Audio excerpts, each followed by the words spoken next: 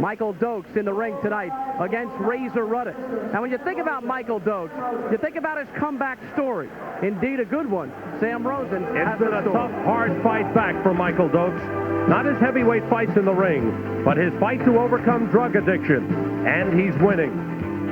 Back in December of 1982, at the age of 24, he stopped Mike Weaver in the first round to win the WBA Heavyweight Championship. It was a glorious moment, and he should have been on top of the world. Instead, what followed was a nightmare. Too much drinking and too much drugs, and Michael Dokes went from the top to the bottom. It looked like the end of a man who had everything.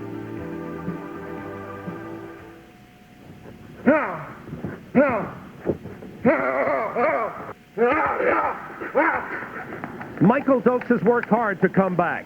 He was out of the ring for 33 months as he fought his biggest fight, the one to overcome drug addiction. He returned to boxing in December of 1987 and has worked his way back into contention for a title shot. As tough as it's been, he accepts everything he's been through. I think it was supposed to happen like that.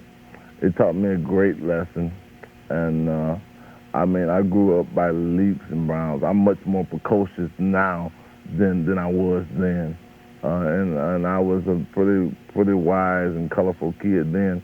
So I think for me it's better because it helped me mature, helped me grow up, and helped me to understand and accept the responsibilities that are allocated to me.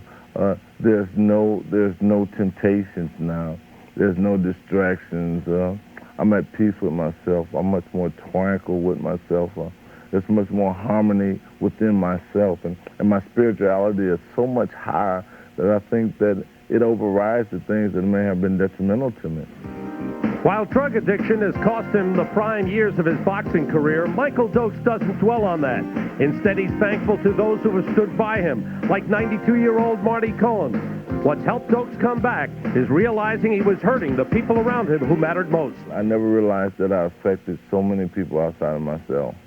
That was probably one of the most devastating things that I finally realized that, you know, when my mother, you know, her father was dying, and I was in the hospital, and we had family day, and she caught a plane all the way from Ohio to Las Vegas.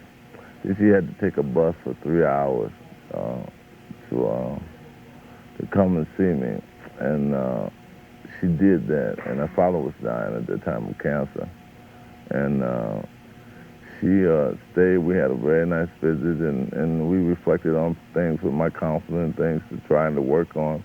And then she had to go all the way back to Vegas, catch a plane all the way back to Ohio, and be back with him within 24 hours. That was probably one of the most devastating things. Also with Pops, he had told me he had a heart attack, and it was because of me.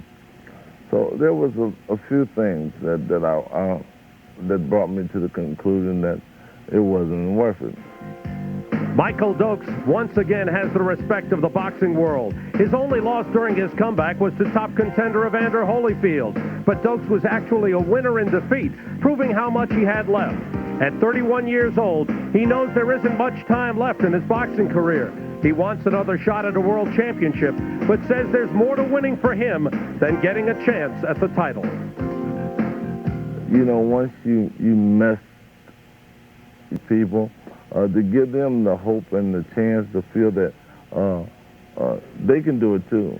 I mean, nobody was as down as I was, went through as much as I went through, or did as many drugs as I did, to feel that they can't rebound from it. I think you must have the faith and the belief within yourself and the forgiveness within yourself and pray a whole lot. Michael Dokes, a man in touch with his emotions, his feelings, and a man who's very glad that he has lived to tell his own story. His opponent tonight, Donovan Razor Ruddock, born in Jamaica, now living in Toronto, Canada. 5 years younger than Michael Dokes, a lot less experience. Right now, let's look at the number 3 contender in the WBA heavyweight division, Razor Ruddock.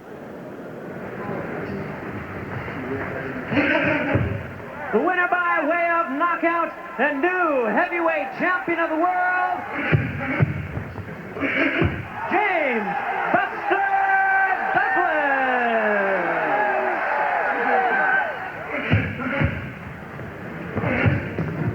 Razor Ruddock can still hear the echo of the ring announcer's voice. He can hear it, and he's fighting mad because of it. Razor Ruddock's fight with Mike Tyson never came to fruition. His contract went up in smoke. Buster Douglas capitalized in Tokyo. The Razor still can't believe it. Ruddock hopes to harness his anger, or better yet, take out his unhappiness on Michael Dokes. Ruddock has the power and the ferocity to become a world champion, but can he get over the mental anguish of a fight that never was? In the meantime, he's in the gym training, preparing for Michael Dokes. He refuses to sit around and wait for a title fight to come to him. I'm not like that. I got to know personally. I don't know about the rest of the people around me. If they're, I got to know. I got to keep going. I got to know that I am the best. And if I cannot go there and prove to myself that I'm the best, then I'm not worthy of being here. And I'm not fooling myself. I'm not wasting my time. I know exactly where I stand, and that's why I take these fights, because I want to be sure that I am the best when I walk out there. I'm not worrying about anything because I did my homework. And as long as I did my homework, I cannot control anything around that. The work ethic. It's Ruddock's pride and joy. Few fighters in all of boxing have the same desire and discipline in the gymnasium. Ruddock is simply a workaholic who believes that a healthy body rewards a healthy mind. For some fighters, fatigue is a watchword. Not for Razor Ruddock. It's not in his vocabulary. I always train. I always keep myself in physical condition, and I spar a lot, even though I don't get the fights. And I take boxing as my job, and I concentrate on going to the gym every day. Sometimes I overdo it. Sometimes I keep training every day, and I probably burn myself out, and I, take a couple of days off, even when I'm not fighting. He's probably one of the few athletes that you have to really slow him down because he works so hard. You could call him and talk to him. He still wants to run. He still wants to work. He wants to go to the gym every day, and you can't do that. If Ruddock lacks anything, it's pure experience. The quality of his opponents does not measure up to Dokes. Ruddock's only major test to date was last July in Fayetteville, North Carolina, on the home turf of Bone Crusher Smith. He hit the canvas in the second round, but bounced back impressively. It was his strength and stamina which wore down a tired former champion. When Ruddock landed a vicious left uppercut in the 7th round, he sounded a warning to the rest of the heavyweight division. And now he's ready to take the next step at Madison Square Garden tonight.